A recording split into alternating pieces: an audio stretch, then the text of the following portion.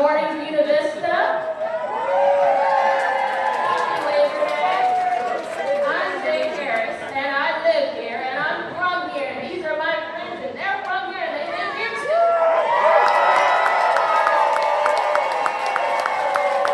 Like I said, I'm Jade Harris, a local organizer and former vice mayor of Glasgow, Virginia, just down the road.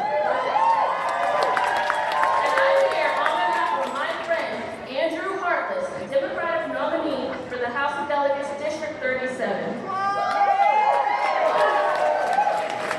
2 weeks ago, Andrew was just a regular kid, serving as the assistant director for the BMI Theater and spending his summer having fun with friends. But when the call to serve came, Andrew did not hesitate to answer because he knows something we all ought to. Waiting around isn't going to save us, but standing up and fighting just might.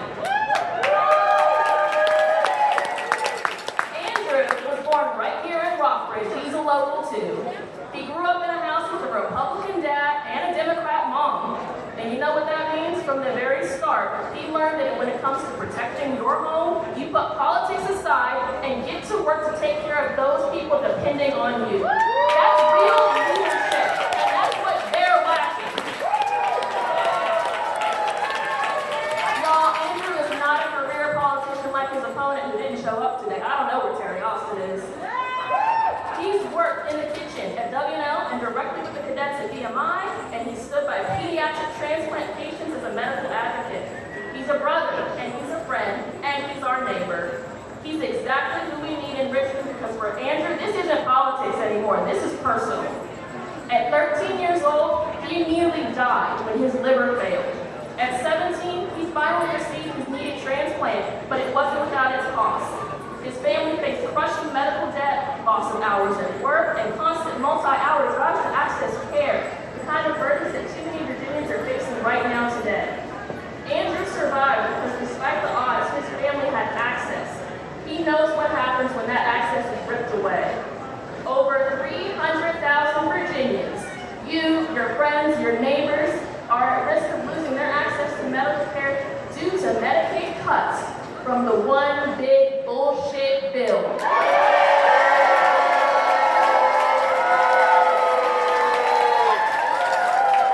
just want to take a moment to address our Republican representatives today.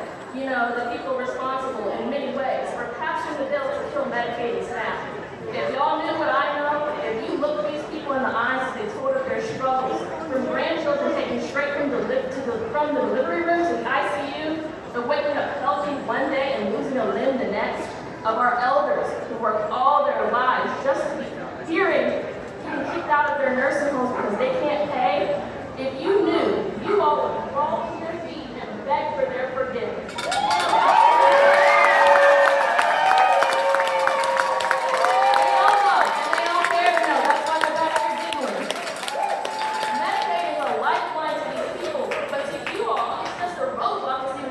More wealth from America's working class to give away to billionaires, and they come to Labor Day events. What the heck? So, there are people on this stage right now who will lie to you, steal from you, and then grin in your faces if they've done something for you. And you know what the Bible says about liars, right? If you don't know, you better ask somebody. It might be Monday, but it might as well be Sunday because I'm taking y'all to church. Groceries aren't cheaper. Americans have been cut off from local commerce. The cost to keep a roof over your head is so astronomical that there are whole YouTube channels dedicated to living cozy in a man down by the river. Ben Klein, he voted to gut Medicaid, and now Goshen down the road isn't getting their medical center.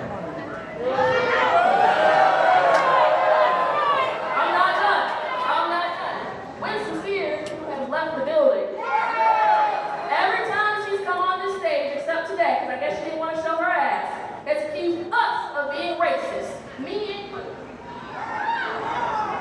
I'm going to tell you something about wisdom. I'm going to tell you.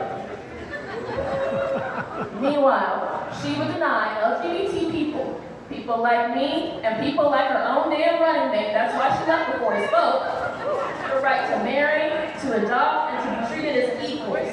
Each and every one of them is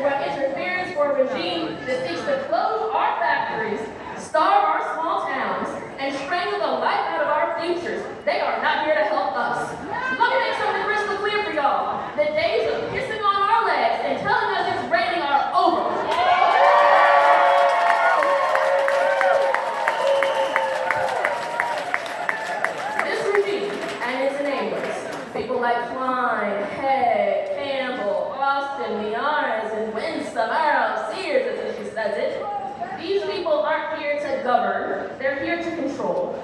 It doesn't matter if your child goes hungry, or your hospital closes, or you lose your job. As long as they can collect that taxpayer check and make the orange man grunt in their direction, they're satisfied. My friend Andrew is running to say enough. Y'all, it's time to take our country back from these cowards running it into the ground. Virginia is for lovers, but if you know history like I do, it's for fighters too. The battle starts right here on this stage, and it starts with these folks here and these folks here. Well, Michaela.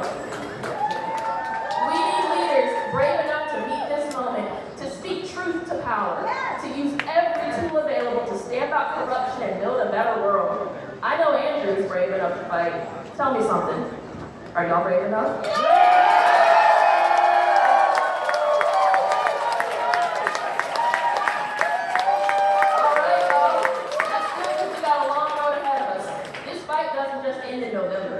It ends when we get our politicians back to the basics of fixing our roads and feeding our kids.